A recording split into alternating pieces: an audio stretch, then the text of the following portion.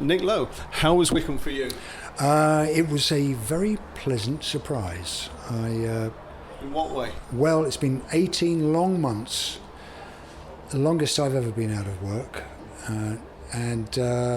if you don't, it's the expression, if you don't use it, you lose it, and doesn't matter how much you rehearse and play every day, like I do. There's no substitute for actually getting on a stage and playing in front of people, and so I was quite sort of nervous about it, but there was a very nice audience, very friendly, and actually more of them than I thought there were going to be, as a matter of fact. So all that was a very pleasant surprise. We do have a very receptive and appreciative crowd here, and I think as well, like you were saying about not working for 18 months, I think it's the same for the punters.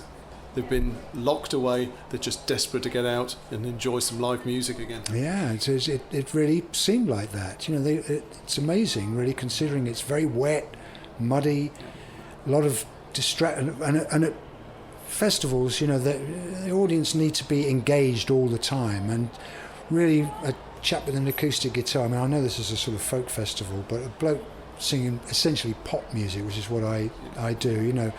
I thought I would get a little bit more of a rough ride than that, but they were lovely. So obviously without the backing band, which was a disappointment.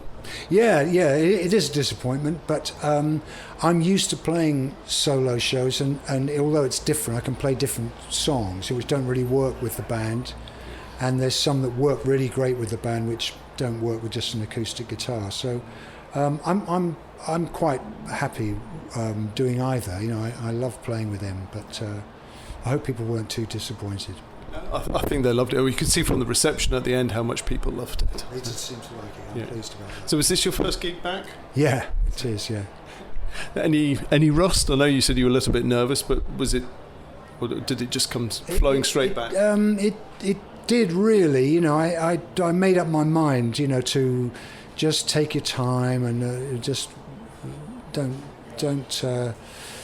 try to do anything fancy, And it was just sometimes when I fluffed a few lines, I sometimes can't remember the words. But if you mumble enough, no one really knows the difference. Don't put it down to the sound system. Yeah, exactly. Come on, get it right. Yeah. Good. So, and how was lockdown for you? Tiresome, but it's amazing how time has been distorted, because it's been tiresome and dull and boring and uninspiring in my case. I was talking to Ricky Ross just now, who said, I've written a book, I've done this, and I thought, God almighty, have you really? I found it terribly, really uninspiring. And yet it's gone incredibly quickly. It's very strange how something so tight, you'd think it would drag, but it seems to have gone really, really quickly. And that's a year and a half out of my life, at this end of my life, which I would prefer not to have lost. Absolutely. I don't think any of us have got that time to lose and to waste. Amen. So what's next? What are you going to do now to make up for lost time? I have a few jobs in the book. I'm going to do an American tour with Lost Straitjackets, because the United States really is where I earn my living in the main nowadays.